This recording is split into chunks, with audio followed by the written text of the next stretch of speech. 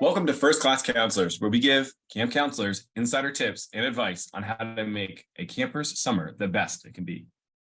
And whether you are brand new to the camp world or you've got a few summers under your belt, we are all about giving you the insider tips and tricks to be the best you can and maybe even be a first class counselor. Yeah, that's right. My name is Oliver Gregan. My pronouns are he, him. I'm the executive director at YMCA Camp Winona in DeLeon Springs, Florida. My name is Matt Wilfred. I am the director of overnight programs at Campfire Circle, and we are happy to welcome you to this episode. This is going to be a fun one. Because it's about food. Oh, I love food. The hierarchy of things in my life, I think food reigns supreme. Sorry to my loved ones, but I may or may not take a second look at a cheeseburger before choosing the morally right thing, which is you.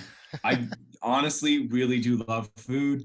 It's one of my favorite things. But also, let's be honest, camp food is camp food, and it is a step above your typical high school cafeteria, but it's also not up to like the quality of, say, like a college like dining hall, food court kind of deal. Your choice is usually limited to about one thing a day. And then like the side salad bar, that's an option as well. And then maybe camps have really come around nowadays and have dietary restrictions. But if you're a picky eater, just know that you're going to have the palate of a 10-year-old who really only likes their chicken nuggets in the shape of a dinosaur. But as this becomes repetitive and obviously your adult heightened sense of taste, we need to find ways around it because you're going to be eating in the dining hall 3 times a day, pretty much every day for anywhere from 6 to 10 weeks. So let's make it palatable. Right. Matt, what do you have to say about dining hall food? I I love food as well, Oliver. I don't know if I can match your fervor for it, but I do love food. I love cooking. And I remember when I went to a camp dining hall for the first time, I was never really a picky eater, and I was always kind of fine with it because I was a camper. I knew what I was getting into. But we are doing this episode for those of you who may not have been to a camp dining hall or you're stepping into a brand new one, because we often on this show talk about, what you can control versus what you can't control. And you can't usually control the camp menu. You can maybe make suggestions, and we'll talk about that in this episode. But you kind of, I'll say this again, but you get what you get, and you don't get upset, and that's kind of what it's all about. So we're gonna go through some of our favorite dining hall hacks to help you survive or thrive or somewhere in between your dining hall. So in this episode, we'll talk about our dining hall experiences, what we have learned to expect when it comes to a camp dining hall, so you can know what to expect. We'll give you our hacks, our dining hall hacks on tips for eating in the dining hall. We'll talk about camp snacks, what are our favorites, and what are the insider tips and tricks on how to have the best snacks at camp and how to keep the best snacks at camp. We will finish off by talking about going out to eat on time off. When you're on your time off, how to take advantage of the time when you're not eating camp food. And then I'll preview this before our E.G.E.L. We have a special challenge just for our listeners that we want you to be a part of the show. But stay tuned for that. All right, so let's get kicking. And let's just start off with what your dining hall experience is. There's a lot of camps across the country. I've gotten to eat now at several camps, and every one is a little bit different, to be quite honest with you. But Matt, do you want to kick us off? What's your dining hall experience been like with where you've been able to work or even visit? That one-time visit, you got to see another camp and what they cook and prep for you. Yeah, mine's definitely been varied. I've mostly experienced Canadian dining halls. That's where I've worked mostly, but I've been to conferences all across the US and Canada and seen how different camps do different food service. And so kind of I'm thinking like the 101, if you've never been to camp before, the camp has a big job. You're feeding 100 to 300, sometimes 400, 500 kids and staff in like one, or sometimes camps even do 2 meal services, right? So you have a breakfast A and a breakfast B. Oliver just motioned 3 sometimes. Holy smokes. So they have a big job. So I think contextualizing, some people we like to rip on camp food sometimes as being, not great, pulled out of the freezer. Sometimes that's all a kitchen can manage with that many things. And but I do notice camps moving towards salad bars, so having an option alongside the meal, which for you as a counselor is great for you, that you can make like your favorite piece of toast or your favorite salad. Um, and then even camps are getting better and better when it comes to dietary needs. And just, I think the food is also evolving as well. So, me as a vegetarian, I've only felt like supremely shafted at one camp conference that I went to, and I won't name the thing, but I even made it work. So I think just expect a little bit less variety. And as a staff member, something to be aware of is that most kitchens operate on a rotation menu. Some are weekly, so you're every Wednesday, it's every Tuesday is Taco Tuesday. That might happen, but I think more and more camps are moving to like 2 or 3 week rotations because they recognize that for the staff, got to keep it fresh, even if the kids are only there for 1 or 2 weeks at a time. That's kind of Camp Dining Hall 101. Yeah. I mean, I've been really lucky. I've gotten to eat in the Northeast, in Connecticut and Jersey, and I've gotten to eat in Canada before, which was a very different experience. Hats off to Sarah and the team in Canada. I think the rules on food are a little bit different, and I just found like, at least where I was in Canada, the food was fresh. It was like prepped food. It wasn't kind of frozen and taken out, which justifiably the United States is famous for kind of pulling its food out of a freezer sometimes. With that being said, I've had great food in the United States. Don't knock it. If you are a camp counselor who is coming to the United States for the first time to eat, and you are scared about eating American food, you'll be just fine. Mm-hmm. But yeah, I think that comes to say. And then Matt really did hit on it. You're typically getting that one option of a hot meal. You'll have something that's for normally like a dietary need or something. You might have a soup or something like that that's off to the side, or a cereal bar as well for breakfast, or hot oatmeals or something like that. And then of course your classic salad bar, which is key to making sure that you have some variety, right? You can always take like chicken sandwich day and make a chicken salad instead, mm-hmm. right? Like yep. there becomes a little bit of creativity in it that allows you to play a little bit with what you're going to get to eat when it comes to camp. So you don't get repetitive, because like Matt said, there's that rotating cycle of food, and you want to make sure you don't get caught up and just feel like you're eating the same thing over and over again. But we're also going to get off of camp during this podcast and talk to you a little bit about what you can do when you leave camp to make sure that you can break from that dietary at least once a week. Mm-hmm. So, all right, let's go down here. What are your tricks for eating in the dining hall? We mentioned a few of them or hinted at a few, but Matt, what are you doing in the dining hall to make sure that your dining hall experience is a little bit better?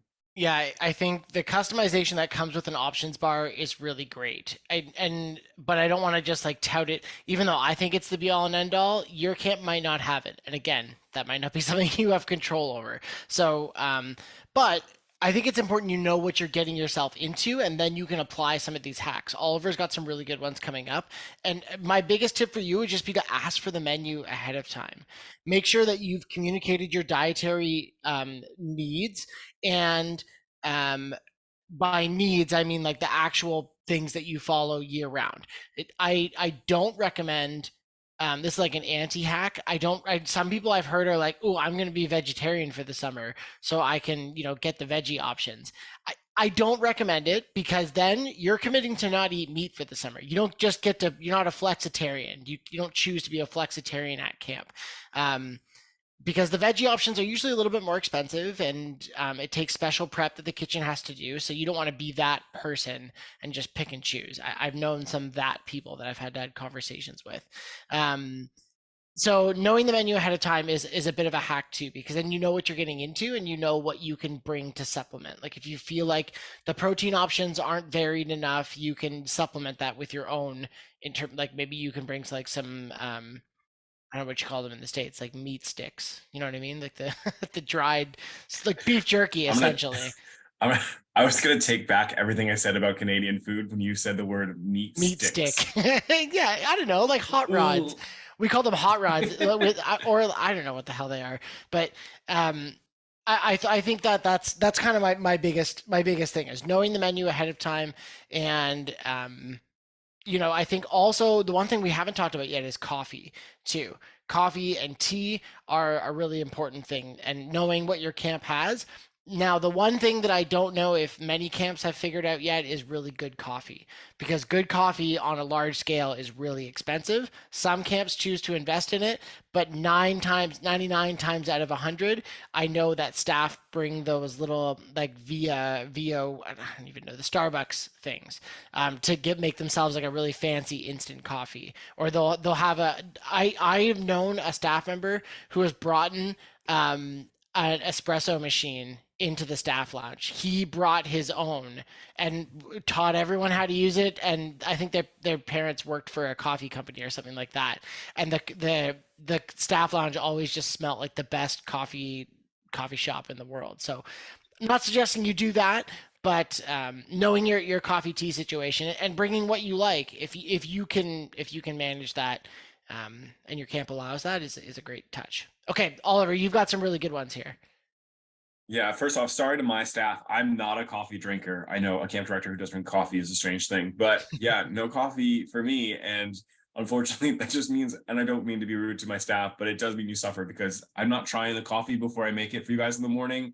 To me, it's it just tastes gross. So I put in coffee grounds in the machine. I'm like, hey, look, it's 6 o'clock in the morning. I know my staff want coffee this morning when they come for breakfast, and this is what they're gonna get. And I usually will like stand there off to the side and like look at their faces to see. And usually I don't get that many grimaces. So, that's just my little thing, just to make sure, they get their coffee. It takes a little bit of a load off of the kitchen staff when I make the coffee, but also I feel horrible because I shouldn't be the person doing it. There should be a coffee lover who steps up to the plate there. Just mud every single morning. Yeah, but going into my advice, first off, treat your dining hall like a program area and the food will instantly taste better. I know that seems strange, but if your mentality going into eating is excited to eat, even if they're putting out the grossest casserole that was definitely last week's leftovers that they're trying to get away with, like dishing out, if you're like excited for it for some reason, you somehow bear it way better. So that's number one. And like Matt said, you can figure out what foods are before your dining service team knows pretty much what they're cooking for the week. So a really good thing to do with your kids on like opening tour, when you're going around, you have to go into the dining hall and explain how the dining hall works usually on this tour.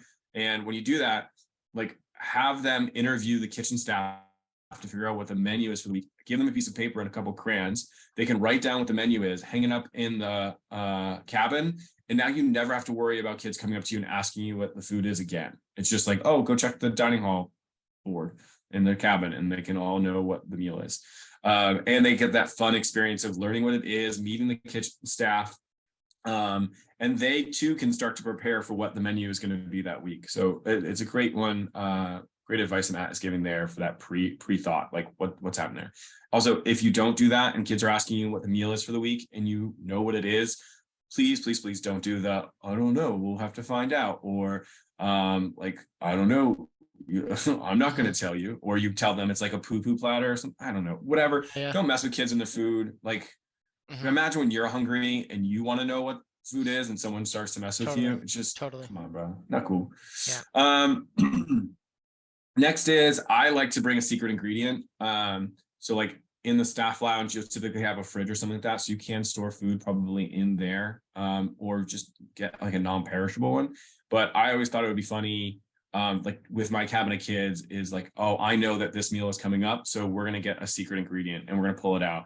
And either A, we're like super excited because we have the secret sauce, right? Like if you yum yum sauce, if you know what yum yum sauce is, which is becoming more common knowledge. It used to be like this secret sauce no one really knew about, but now yum yum sauce is actually something people like go out and buy. Get yum yum sauce, and that is your secret sauce for every meal. Anything you put it on tastes amazing. Like you can put it on a brownie, which does not sound like something cool to do because it's a dessert, but it tastes phenomenal. So yum yum sauce, everything. Your kids will be really excited about it. And if there's ever a kid at your table who's like, oh, I don't really like this, and be like, okay, hold on, I have the secret sauce, bro. I can make whatever you think is not appealing taste amazing. And then you put that secret sauce on it, and it can be yum yum sauce, oyster sauce, whatever you want. Don't do sesame oil. That's way too strong. It tastes gross. That's when I learned pretty quick. Um, Sesame oil as a food hack. Yo, it was powerful. I didn't see it coming. It Yeah, like it's cleared very that powerful. sinuses real fast. Uh, I'm but gonna yeah, put I have. Oliver. I'm gonna put yum yum sauce in the show notes. I found a recipe, and it's a lot of ingredients. So if you can find it to buy it, but this looks Oh, you can delicious. buy it on I'm the. probably gonna make it. At least in the states, you can buy it off the shelf in the states now. It's like barbecue sauce now. Mm. Um, but also like don't. It doesn't have to be sauces either. You could like pretend to be French one day and just come in with like 4 baguettes and like you just split the baguettes amongst all your kid because every kid eats bread and bread it'll make it exciting, especially if you're wearing like what are those little French hats called? A beret. Not a beret, is that it? Yeah. Yeah. So just come in, be super French about it, and be like, "Hello, everybody. We are going to have a French baguette with tonight," and you just enjoy it, right? And this is the crazy thing is like, yeah, even if the food is not your option for the night, you have something else that's exciting you, and you can get through the meal because of that excitement, the thing that you're looking forward to. Mhm. Um, and those are really that's my big advice is the dining hall is a program area, treat it like a program area, have fun with it. And then all of a sudden eating is a fun game that you get to do with your kids. And there's a lot of other advice you can give, but these are just ways to help you get through. Matt, do you have anything else you just want to touch upon before we move on? I think you talking about the dining hall being a program area reminds me we did a whole episode on this. I think it was called Magical Meal We Times, and did. it was all the things that you can do to make the mealtime experience great for kids. We're talking kind of about you here, and I wanted to call out kind of two important things. One, we say it all the time on the show, is follow your camp policies. Make sure it's cool to bring your own stuff. Some camps might have that kind of design that they because of allergies or some people might be like, well, if there's not enough for everybody, it's not really fair for your kids to get stuff and the other kids not. So and the other thing is, don't I never want to say something on this show that makes a counselor think they have to spend their own hard-earned money on something that's going to be extra, but and wellness is wellness, right? Getting the stuff. If food is something that's going to make you happy and help you push through those long days, then why not do that? It's kind of like how I feel about a good pair of sandals, right? You're going to be wearing those every day of the summer, and spending a little bit more money, that's a wellness choice in the long run because you're not dealing with blisters. So to make sure you have the right food that keeps you happy or keeps you healthy, again, if you know the camp menu, you'll be able to do that. Yeah, and I think you hit on something too that's really true is like camp is going to feed you. They're going to have the food, they're going to have the options you need in order for you to eat and Yeah. continue moving and stuff. But at a certain point, like there is your own happiness that is to your degree, your personal feeling. Mhm. And if your personal feeling is that, like, hey, at this point in time, I need another option. I want to add something to this meal. It's not enough for me, right? You are one person in the 500 people that camp might be feeding, right? You can't expect that the menu, that the dining experience and all that is going to change just for you. And also the camp can't expect to do that for you, right? So you have to put a little bit of grit inside of yourself and say, hey, look, if I want this, I have to be the one who empowers that change. Or I have to be the person who gets through it, right? I have to be the person who just says, hey, look, this is what my dietary option is for the day. This is what I'm going to eat. Cool. Or you're going to be like, okay, cool. Where can I go from here? What can I do in order to make this experience a little bit better for me? But man, oh man, the staff members who parade around saying there are no options or I'm not hungry, I'm not going to eat that. They start to grind my gears real quick. Just because like, hey, look, we're doing the best we can. We're trying to feed all these people. Please. And as somebody who like during really tough times at camp has hopped in that kitchen and been cooking in there and had to like, take the wheel for cooking meals, man, don't come to me and cry about what food service is because I'm a little bit less forgiving in that category. All right, cool. But let's get out of the dining hall. There's other ways to get sustenance, and that's what we're kind of talking about anyways. Camp snacks, the things that you can eat that aren't right there, right? Because, camp will give you apples, oranges, bananas, fresh fruit and stuff, maybe some pretzels will go out. maybe some chips occasionally, maybe get some candy out of the camp store. But what are the things that you're going to keep on hand for like when you have your hour off and you just want to snack that you might want in your backpack as you walk around camp? And, I'm just going to put this out here. Some camps say no snacks, or if you have a snack, it has to stay in the staff lounge. But let's be honest, people be sneaking food across camps and everywhere, from America to Canada. You got, we know there's hostess in the back of that backpack, right? Melting its way down. Like, don't lie to us. Yeah. I'll address this in my little portion here, but how do you keep that food? How do you hide it from your camp director? How do you hide it from your campers? And most importantly, how do you hide it from your co, right? Number one thief is definitely your co trying to take your snack. Where do my Reese's Puffs go? Ooh, you said something really funny there too, but I don't want to sidebar us too far. But what kind of puffs were those, Oliver? I come from the school of Reese's Puffs. They're Reese's Puffs, not Reese's Puffs. They are Reese's Puffs.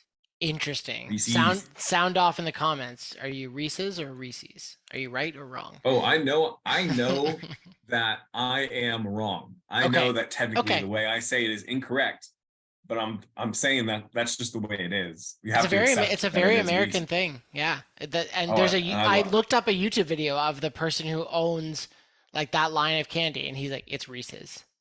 But it's okay. You could that's fine. You be you. Anyway. I'm gonna be wrong. I'm gonna accept it.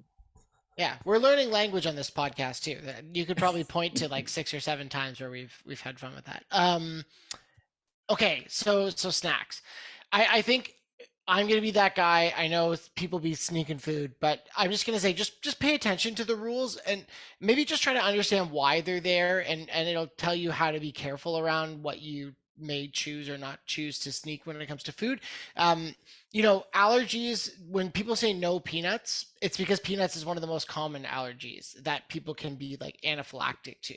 And if the camp gives you a weird one, like no mangoes, for instance, there could be a reason for that. And if week to week some allergies change too. I know that we've had kids come on site with anaphylactic to dairy allergies, and I would really hope that my staff are the staff that I work with are paying attention to that allergy and saying, okay, you know what, even if I brought like chocolate bars, I'm going to keep them in my bag for this week, because the kid's safety is more important than my food. Someone's life is more important, clearly. And also be really aware of wherever your camp is, what having food in sleeping quarters or food in spaces will mean for your nighttime visitors. Because raccoons are hungry, and mice are hungry, and bears are hungry, and your snacks in a place that isn't like sealed off is going to be a great target for them. So there's a reason why a lot of these rules are in place. It's not just because they don't want you to have food.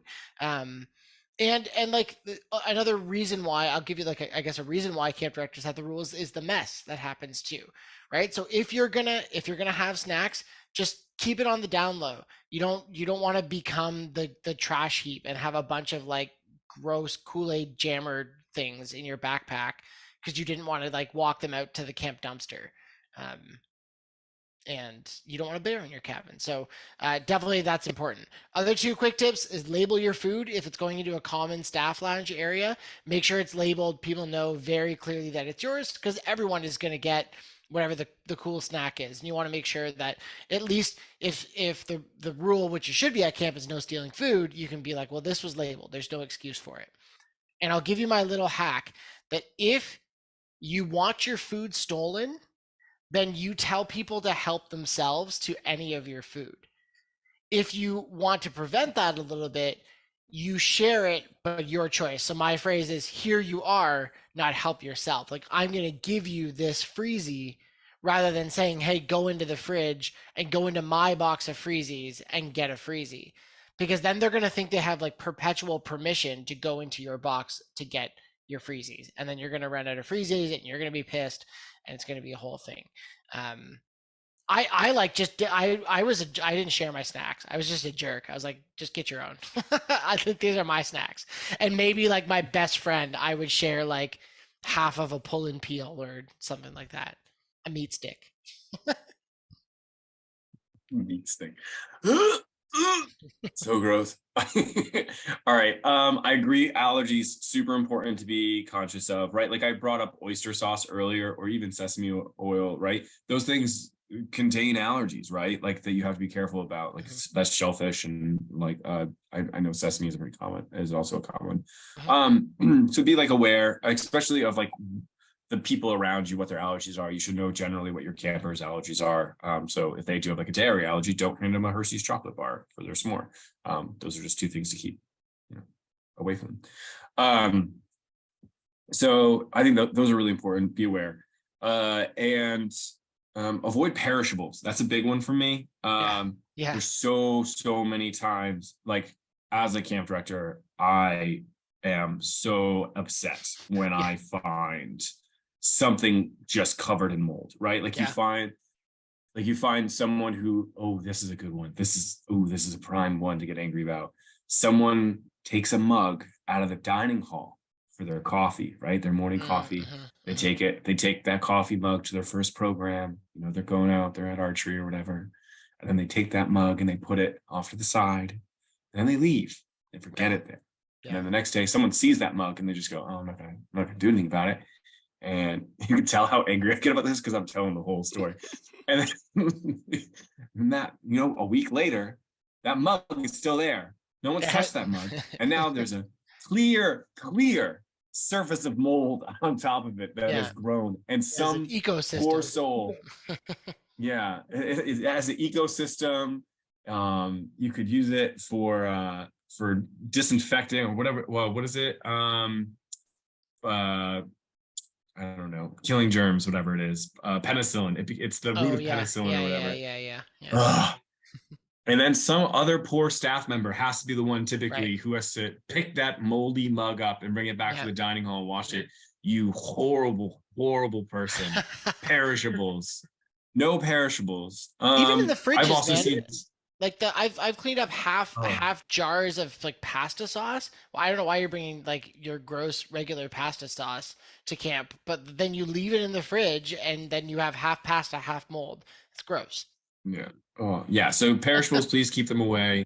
Find non-perishable food as your snack.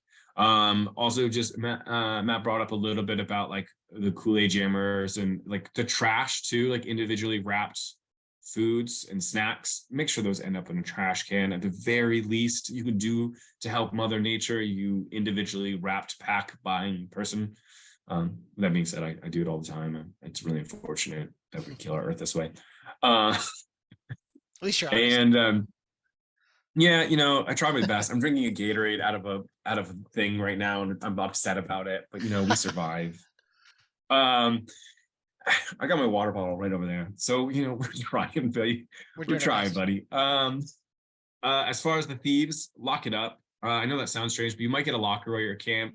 If you're up north, maybe, and the temperatures are a little bit more forgiving than Florida's hot summer sun, you can leave it in your car, maybe. That's always a good idea. Nice shady spot your car is parked in. You can keep, generally, your snacks there. You don't have to worry about someone grabbing them.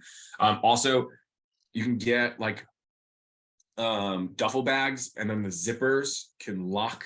So you can keep a duffel bag like in a spot and then just lock it with a little lock, and then you have a key and stuff, and you can stop people from getting your food. I mean, that's not just for snacks. That's probably also for like valuables, like a laptop or your phone or whatever. You don't want to make sure anybody takes or something like that. Yeah. And generally I say, if you're willing to, and you want to surprise your campers, a nice camp snack one night is you do like a pizza night. You ask your camp director for permission, right? You say, hey, look, can we like order pizza to get delivered to camp? And then we can have the like delivery guy deliver the pizza to the cabin. And it's just hilarious. Like convincing your kids, like if you can get the pizza guy in on the joke as well, because I've done this, you get him to be like, oh, hey, I've got a pizza for Captain Koala. And like the kids just go wild. Like how, what? So that's it's just hilarious, and it incites chaos the next day as like kids run out of the cabin to go and tell all their friends at like the Gaga pit about there was a pizza delivery man who came and delivered pizza to the cabin last night. It's just Oh man, as a longtime camp director, it's just hilarious to watch. It's so fun. So like if a counselor came and asked me, I give permission. Short, like not all the time. Like you get one per session, and maybe it's a prize that Mm, you win. But it's truly enjoyable for me. mm. It's a, and then my last thing is don't go overboard with your snacking. Um, don't go out and buy like $150 for the snacks. Don't be the guy who buys the like 30 pack of Mountain Dews and is just like walking through the staff lounge going, Mountain Dew for you, Mountain Dew for you, everyone. Like, keep it calm. You know, I understand that you got to go to Sam's Club or BJ's or Costco and you got to buy in bulk and you're so excited about it and you want to like feed all your friends and stuff. But like camp snacking is not open bar night. It is a way to get something small into your body that makes you feel a little bit better and a little bit more like I don't know, tasted. I don't know a good word for that. But yeah, don't go overboard. Um, and by overboard, I mean one time we took. I have a great story for this. Our CITs got to get to go to public like on a little excursion. It's like a field trip they get to go on, and I was the summer leadership staff. So I was not the counselor, but I was I was the supervisor of everybody. Mhm. And I we take them to Walmart and I'm walking around Walmart, making sure they're all behaving and doing what they're supposed to be doing, not like getting anything too crazy. And I catch my boys, like three or four um campers, and they're one of their counselors, and they are attempting to buy a refrigerator, like a full-blown refrigerator to bring back to camp. And when I say attempting, I this thing is not on the shelf anymore. They have it in a cart. They're going to check out. And I have to explain to them that camp is not going to take this refrigerator. It's staying at Walmart. Mhm. So don't go overboard. Yeah. Meanwhile, while I was stopping them from doing that, the girls bought a pet fish for their cabin. So, you win some, you You lose win some. some, you lose some. Yeah. Uh, Yeah. but yeah, don't go overboard with your snacking.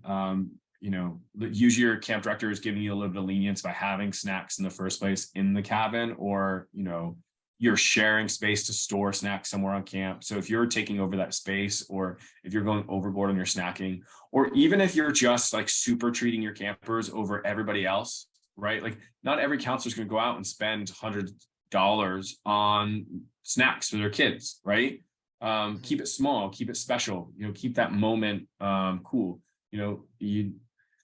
It's insane what like one pack of Oreos will do for your cabin, and it's insane how little like I don't know 50 packs of Oreos will do. You're more gracious, you're more humble, you are happier as somebody at camp when you get those small little gifts instead of a big huge thing. That's just my personal opinion, but don't go overboard on it. All right, but moving on to going out, you get food that's not cooked for the masses, but it's cooked maybe specifically for you. So, Mhm. Matt, what's your advice for your going out to eat on your time off? Where are you going? What kind of food are you getting? You getting Italian, Chinese, Hmm. this little sushi? What's that? Yeah, I mean, it really depends on where your camp is too. You might you might not have the most amount of choice if you're at a pretty remote camp and you're on your day off. This will really vary, but I think I can give you some kind of general tips here. And my first is a bit of a story. I call it the steak trip. And this is when before I was a vegetarian, obviously, and I was on a canoe trip. I was an LIT director, and the tripper, our LITs were just, it was the first kind of couple days, and the LITs just were not used to lugging canoes around, and they're very tired, and they didn't want to go back and go for another run of canoes, and it was a tough first 3 days of a week long trip. And so the other LIT director was like supervising and helping with all of their boo boos and tireds and water and at the one side of things.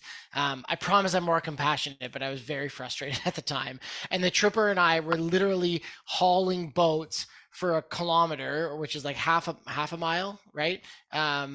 For like a kilometer along the portage to get them to the little cliff. So we're soloing canoes and just dropping them off and dropping them off and doing the work of an entire 16-person LIT group. And I literally remembered like standing at the top of the cliff, and I don't yell very often, but I was like, "Somebody come get these damn boats!" And the tripper and I, we just got to the point where we said, after trip, when we have our day off, we're going for steak. And the whole time we would just look at each other and go, steak. And that's what got us through those little moments. So, you can use your time off food as a no matter what it is, whether it's vegetarian, whether it's steak or not, to treat yourself once in a while. I would say just, don't spend too much money, and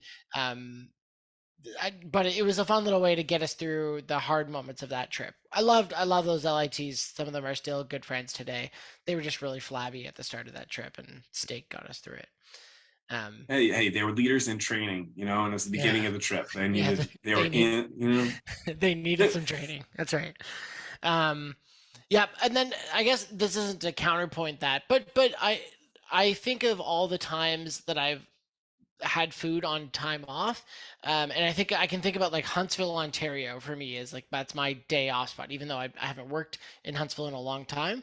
But I can think of the restaurants. But even more, what I think of are the people that I went out with, and whether it was just like the crappy bowling alley in Huntsville or the like pool hall that had like bar food that was only like a little bit better than the camp food that we were eating.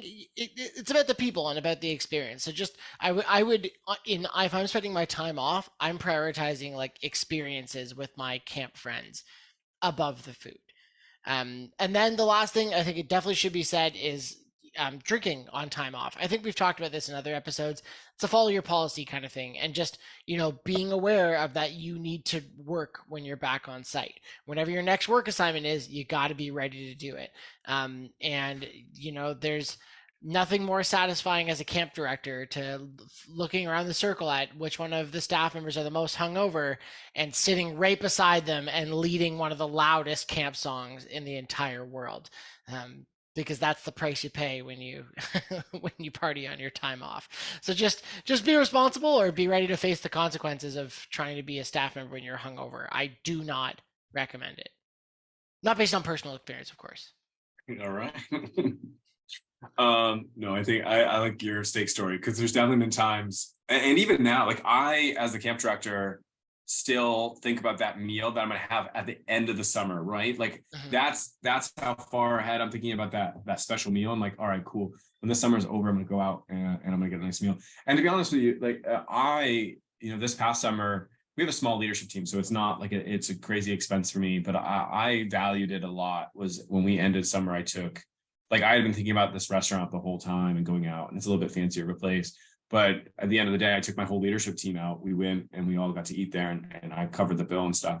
Um, but it was just such a special moment because it was the steak story, right? But also that feeling of like, like it's an experience as well. Like I want Mhm. to sit around a table off of camp with my entire leadership staff, who can't all get the same night off during the summer because someone's got to work at some point. And we just got to enjoy that, and it was honestly, it's one of my favorite camp memories as far as Mhm. like ending a summer. So I Yeah, put a lot of value into it. totally. um so that's a big one.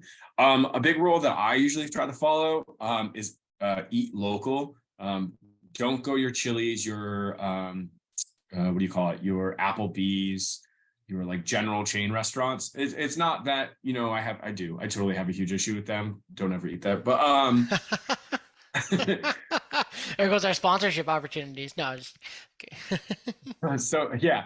Uh, no. Yeah, yeah. um, but to be honest, yeah, there's probably I mean half the camps in the United States probably like that is where camp staff go. It's a cheap Right. option, don't get me wrong, and it's a really easy, just like you trust it, right?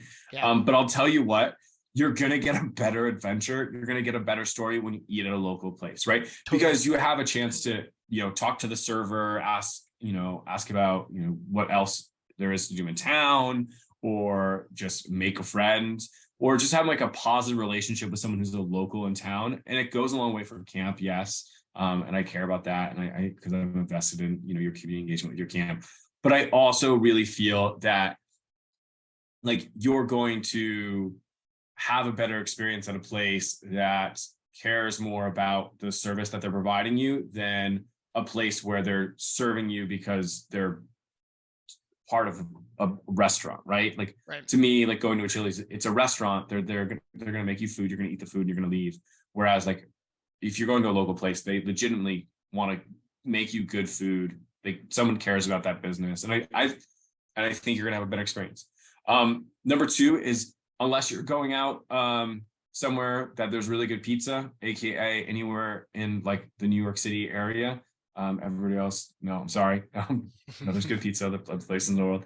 But yeah, avoid pizza. And I know this is a strange one, but if you go out on your night off for pizza and your camp directors get you pizza as the special thing, like at the end of the week, or you order pizza in the middle of the night, whatever it might be, when you are a college age kid, pizza is a readily available commodity for you and is usually the cheap option that most people will get you. So you're just going to overload on pizza, I feel. Right. So like do taco night or something. I don't know. Right. It's really lame when you look back on your week and you're going on your time off or something like that and you just go, man, I've had pizza 4 times this week because there was camp pizza and then the director got us pizza and then we did that surprise pizza night and now we're going on time off and everyone wants to go to a pizza place. Like it's draining. Yeah. So that's another one that I just generally follow. And then I like looking for theme nights is a big one.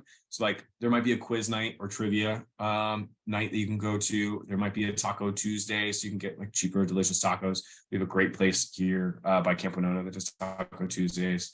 Phenomenal tacos. Oh man, game changers. Nice. Shout out to anybody who wants to come work for me.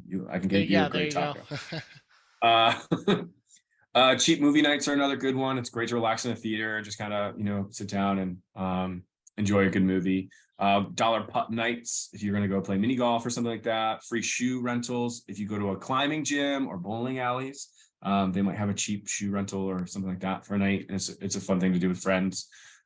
So yeah, think about what your activity is, and those things normally pair pretty well with foods, right? Then if you're trying to be a little bit cheaper and you don't care about food as much, and you just need sustenance, you could always do takeout from the dining hall, get some Tupperwares, go to the dining hall before you leave for time off and just fill them up and go and do whatever you want to do, right? Save a Yeah. dollar. And if it works for you, maybe all our advice about finding different food options is not the thing for you, but it's about the dollar bills, and that's okay. You can keep that green. For sure. And lastly, my favorite one, and honestly, you should do this. Make this happen for you during the summer. And that is getting a home cooked meal at a friend's house, or you bring a friend to your house for a home cooked meal. Yeah. There's some weird discomfort nowadays, I feel, with younger generations, especially. Even like I'm a millennial and I still would feel awkward like when I go to someone's house to have dinner. Like there's that moment of like communicating maybe with their parents or something that you just have to get overboard. But it is so incredibly worth it to go and have a home cooked meal at a friend's house and like be a part of their family for a night and like help clean up the dishes afterwards and like talk to their mom or their dad or their parent or their guardian, or maybe grandpa's on the couch or something like that. It is just so valuable to you as a life experience to be able to have. And I will second this as well if you have international staff at your camp. Like I almost would say, like I would pair my American staff with my international and say, bring them home for one home cooked meal, and it will be an invaluable experience for the both of you. Yeah. It really is something that's incredible, and I super endorse it. So that's my big advice for the day. That's a good one. But Matt, I got something on this show notes you got to talk about, because we have something very exciting that's coming up for our First Class Counselors podcast, and we're looking for something. So Matt, can you give this little call out, this little shout out for a friend? Yes, I can. Sorry, my dog just barged into my office. Hello. She is excited to tell you about, and I am also excited to tell you about how coming up on First Class Counselors, we are going to have something a little different. We want to talk about interviews and applying and getting hired for your dream camp job. So what we're going to do is on our next episode, we're going to do just kind of a 101 on applying and interviewing at camp. And then what we're hoping for 2 episodes from now is to have a brave soul join us for a podcast where we can do a mock interview with you for a camp job. You choose the type of camp, you choose the job you're applying for, and Oliver and I will be your interviewers, and we're just going to ask you questions like you're applying for a camp job. 30 minutes, something like that. And then we'll talk about this with you ahead of time, but we're going to give you some feedback. We're going to tell you how you did, and we're going to use your interview as a jumping off point for another episode, maybe about specifically about interview skills and how to bring your best self to the interview. So consider this the ultimate practice for landing your camp job. It'll be just you, Oliver, and me, and the hundreds of people that listen to this podcast. So be brave, but seriously, please do come and join us. We're gonna have fun with it, and I think it's really good experience too. Oliver and I we were going back and forth on whether we would do this with someone in live time, and I think though we kind of came to that if someone applied to our camps right now and said that they had gone on a podcast that people listen to across North America just to get better at interviewing, I'm going to take definitely a second look, a third look. I'll probably hire that person, to be honest. So please do join us. If you're interested, email us at matt@gocamp.pro to apply. And just like that last box of Oreos, it's first come, first serve. So matt@gocamp.pro, and we will get you on the show. We'd love to have you. Yeah. We're just going to ask you like typical interview questions that we do for anybody that we're trying to hire for our own camp, right? Yeah. And Matt and I definitely have a few questions that I know we are excited to ask, and also help like camp directors, right? Camp directors might want to listen to that show and just kind of see somebody else do an interview, because I know that I haven't seen somebody conduct an interview other than interviewing me in, a while. So it's a useful source, not just for all the camp counselors who are applying for jobs, because you're helping your peers there. You're helping camp directors kind of learn a little bit more about how other directors interview. Totally. It's kind of cool to see a first primary source, so you will not just be helping yourself, but you will be helping camp professionals all across North America and whoever else may listen to this podcast outside North America. Yeah. All right. But we do have to conclude today's show with our E.G.E.L, our ever-growing, ever-learning, a trick, a tip, a game, or a song for counselors to become better every day. And Matt, do you want to kick us off? Yeah, we talked about money a little bit on this episode, and this is just maybe it's more of like a life tip, but it's an app that I use on my phone every day, and this is not the most exciting thing, but it is certainly one of the most useful, not exciting things ever, and that is a good budgeting app. And specifically, Good Budget is the one that I use. And I think as a camp counselor, if you're, I know more and more people are kind of hustling for money, and money is an important thing, and thinking about like, I need this money for college, or I need this for saving up for a car or something like that.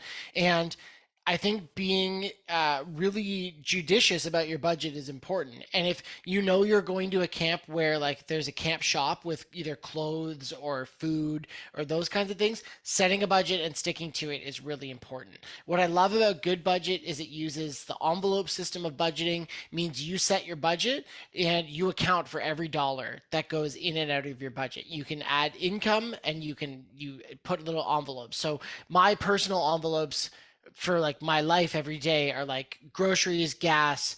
We have like a discretionary spending fund that we can buy whatever we want, but eating out, entertainment, and those are all kind of things we pay attention to month to month. And when we're coming up to the end of that budget, we're at the end of the budget, and at the end of every month we look it over. It's a good practice to get into as you're getting into college and things like that, where you're becoming more independent of your own finances too. I wish that I was a better budgeter when I was in university. I definitely would have paid off my student loans a lot faster. And make less rash spending decisions. I'm so glad that Amazon Prime wasn't a thing when I was in university, which tells you, I guess, how old I am. But holy hell, I would have spent so much stupid money. So if that's helpful, check out our show notes. I'll put a link in there for the Good Budget app. All right. I like that. budgeting responsible is an important thing to do. For me, I have a group chat paired. So there is an app that I use that allows me and a friend to we get a question a day, and you can't answer. Sorry, you can answer the question, but you can't see the other person's answer until they also answer the question that shows up for the both of you to see. It's called Paired. It's a great app. I will say it is romantically inclined, so it's not really for friendships all the time. There definitely will be questions that bridge that gap a little too much, but the idea is, I think, really fun. So what I would suggest is, if you have a camp counselors group chat that you're a part of, you're like a returning staff member and you got all the old staff from there, is have somebody who is posting a question each day that everyone just gets to answer. You can, generally come up with questions. You can have the paired app, and if the question is suitable for friendship, you can put that question in there. But it also asks things that are a little bit more along the lines of like strengthening communication, partnership, stuff like that. So, some questions might be deep some days, some might be fun, but I've really enjoyed having it. I've been using it for a little bit now. And I look forward to answering the questions every day. Although sometimes I admit I might get in trouble for my answers. There's also, Oliver, I think I talked about this website, conversationstartersworld.com. I love this site just because it has really good questions, and like I've used it just on long car trips, literally, and it feels a little shameful, like I can't think of a good question on my own, but I mean that's what the Paired app is doing for you too. So just ask better Yeah. questions to people that you're chatting with, and you'll find out a lot about them. Yeah, I think the really nice thing about it is, you get that little notification each day, and you just kind of go, Mm-hmm. "Oh, cool! Okay, this is my way of staying connected to everybody," and it's a nice little thing to do. And maybe if you have a significant other, maybe I'm just helping in that category as well. You know, inspire some Something love in our something you world. never thought you'd get out of this podcast is dating relationship advice. Although we did a camp relationship, that was like episode 3. So who knows? Maybe we'll turn this into a dating at camp podcast next Yeah. season. Hey, look, for those of you who want a little quick ad, I will be doing a presentation at Campfire Conference for 2023.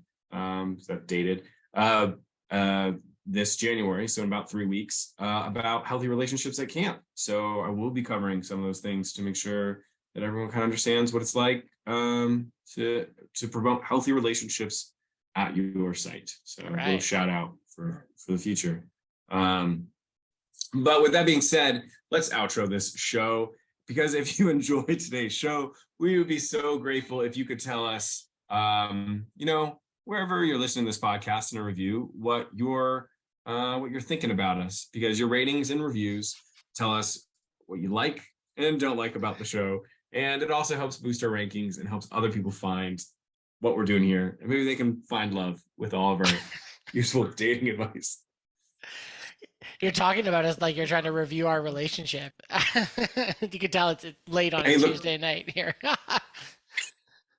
hey, look, the Paired app you only get to do it with one person, Matt. I can't do it with you, okay? Oh, I'm devastated.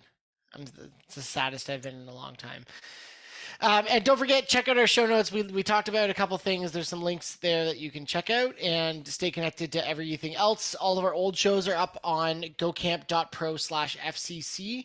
And you can find out more if you go to gocamp.pro/podcast. You'll see there's a lot of cool stuff going on in the camp podcast world that you should check out. So gocamp.pro/podcast for that. Thanks for listening, friends. And remember, camps is camp and camp's all good.